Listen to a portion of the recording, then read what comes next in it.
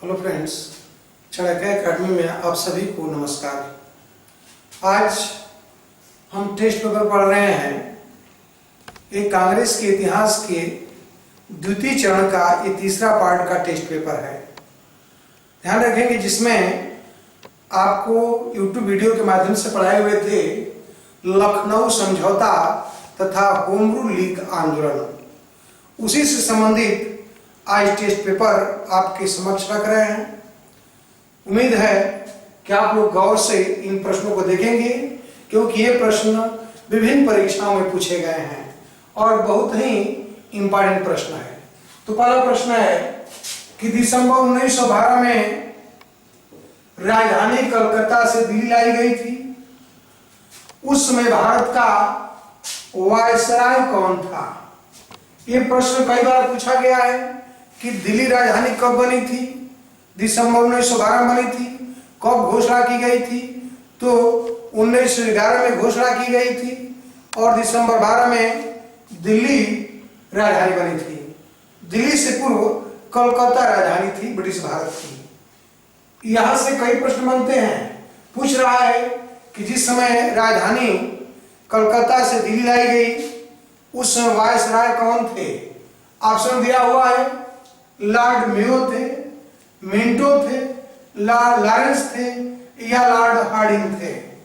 तो आप जानते हैं कि इस समय गवर्नर जनरल लॉर्ड हार्डिंग थे और इन्हीं लॉर्ड हार्डिंग पर ये दिल्ली में प्रवेश के समय रास बिहारी बोस ने बम फेंका था, जिसमें उनका एक सहायक मारा गया था और रास बिहारी बोस जापान भाग गए थे। तो थे लॉर्ड हार्डिंग। नेक्स्ट प्रश्न करा है कि दिल्ली में किसके प्रवेश पर रास बिहारी बोस ने बम फेंका था? वही प्रश्न है, दिल्ली में किसके प्रवेश पर रास बिहारी बोस ने बम फेंका था? तो इसका आंसर भी लॉर्ड हार्डिंग ही होगा। नेक्स्ट प्रश्न करा है कि ब्रिटिश शासन के दौरान बिहार को एक अलग प्रांत का दर्जा किस वर्ष दिया गया? ध्यान रखेंगे, ये बंगाल के अंतर्गत ही बिहार, उड़ीसा और असम भी शामिल थे। तो कह रहा है कि बंगाल से बिहार को एक अलग प्रांत के रूप में कब दर्जा दिया गया था? ऑप्शन दिया हुआ है 1905, 1911, 1912 और 1923। ध्यान रखेंगे कि यह प्रावधान भी 1912 में ही बनाया गया था। इंपॉर्टेंट प्रश्न है। बिहार, यहां पर जानते हैं कि सर्वाधिक बौद्ध बिहार है, इसलिए इस प्रांत का नाम बिहार पड़ा था। सर्वाधिक बौद्ध बिहार होने के कारण इसका नाम बिहार पड़ा था। नेक्स्ट प्रश्न, कांग्रेस और मुस्लिम लीग के बीच प्रसिद्ध लखनऊ समझौता के मुख्य शिल्पकार कौन थे? ध्यान रखेंगे, कह रहा है कि सीधे से प्रश्न है कि कांग्रेस और मुस्लिम लीग के बीच एक समझौता हुआ था 1916 में, जिसे लखनऊ समझौता या लखनऊ पैक्ट कहा जाता है। वहीं पूछ रहा है कि किसके सहयोग से या किसने इन दोनों के बीच समझौता कराया था? ऑप्शन दिया हुआ है, तिलक, लोकमान्य तिलक, श्रीमती बेसेंट, सीआर दास, चित्तरंजन दास या मिस्टर जिन्ना। ये परंपरागत प्रश्न है। ध्यान रखेंगे कि इसके मुख्य शिल्पी लोकमान्य तिलक ही थे। नेक्स्ट प्रश्न, दिसंबर 1916 में कांग्रेस और मुस्लिम लीग का अधिवेशन लखनऊ में हुआ, एक साथ हुआ था। तो उस संयुक्त अधिवेशन की अध्यक्षता किसने किया था? यही पूछ रहा है।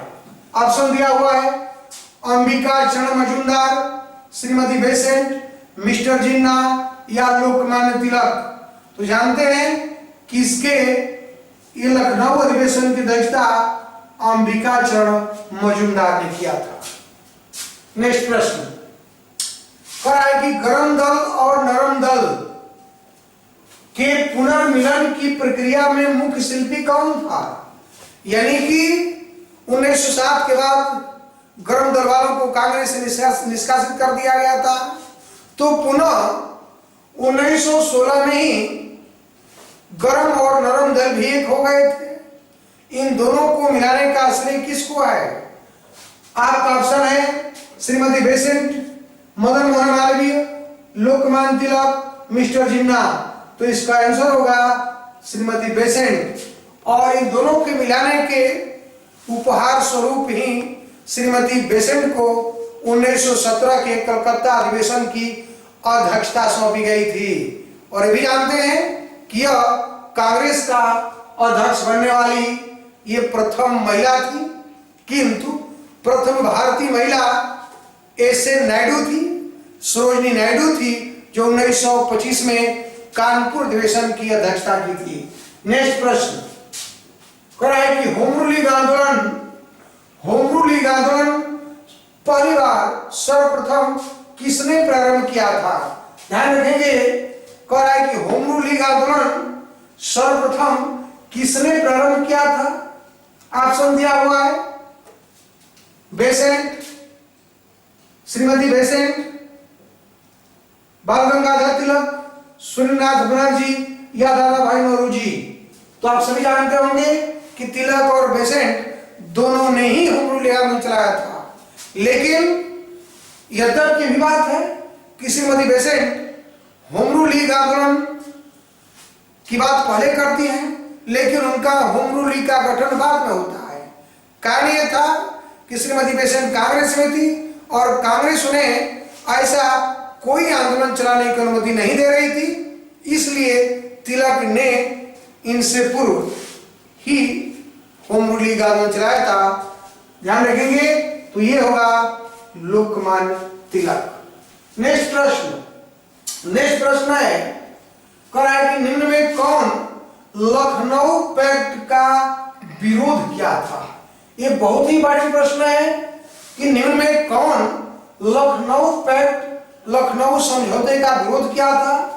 ऑप्शन दिया हुआ है बाल गंगाधर तिलक, मिस्टर जिन्ना, मदन मोहन मालवीय, मोतीलाल नेहरू। तो आप ध्यान रखेंगे, ये बहुत ही बड़ी प्रश्न है कि लखनऊ पैक्ट का विरोध करने वाले ये महामना मदन मोहन मालवीय थे। नेक्स्ट प्रश्न कह रहा है कि प्रथम विश्व युद्ध के दौरान आंदोलन जो भारत में सर्वाधिक लोकप्रिय हुआ था वह था, ऑप्शन दिया हुआ है होम रूल लीग आंदोलन, असहयोग आंदोलन, स्वदेशी व बहिष्कार आंदोलन तथा इनमें से कोई नहीं। तो आपका आंसर होगा होम रूल लीग आंदोलन। ये प्रथम विश्व युद्ध 1914 से 18 तक प्रथम विश्व युद्ध रहा और होम रूल लीग आंदोलन 1916 में चलाया गया था। तो होम रूल लीग आंदोलन ही प्रथम विश्व युद्ध में भारत में सबसे लोकप्रिय आंदोलन हुआ था। नेक्स्ट प्रश्न, तिलक और श्रीमती बेसेंट द्वारा बनाए गए दोनों होम रूल लीगों को कब मिलाया गया था? मीन्स जानते हैं कि दो होम रूल लीग गठित हुए थे, श्रीमती बेसेंट का और तिलक का। कह रहा है कि दोनों को कब एक कर दिया गया, एक मिला दिया गया। ऑप्शन दिया हुआ है 1915, 1918, 1920, 1922। तो 1920 में दोनों होम रूल लीग आंदोलन एक हो गए। नेक्स्ट एवं लास्ट प्रश्न कह रहा है कि निम्न में कौन फेबियन आंदोलन का प्रस्तावक था? यद्यपि ये प्रश्न सिविल का प्रश्न है। निम्न में कौन फेबियन आंदोलन का, यूरोप का फेबियन आंदोलन है, हम पढ़ेंगे इसको जब हम भारत में कम्युनिस्टों का या मजदूर आंदोलन पढ़ेंगे तो उस परिप्रेक्ष्य में इसका उल्लेख करेंगे। फेबियन आंदोलन का प्रस्ताव ऑप्शन दिया हुआ है, श्रीमती बेसेंट थी, या एलन ऑक्टेवियन ह्यूम थे, या आरपी दत्त, रणीपाम दत्त, या माइकल मधुसूदन दत्त। तो इसके प्रस्तावक श्रीमती बेसेंट थे। इसी के साथ मैं इसको समाप्त करता हूं और नेक्स्ट वीडियो अब कांग्रेस के इतिहास का तीसरा चरण स्टार्ट होगा, यानी कि गांधी युग का प्रारंभ करेंगे। तब तक के लिए धन्यवाद।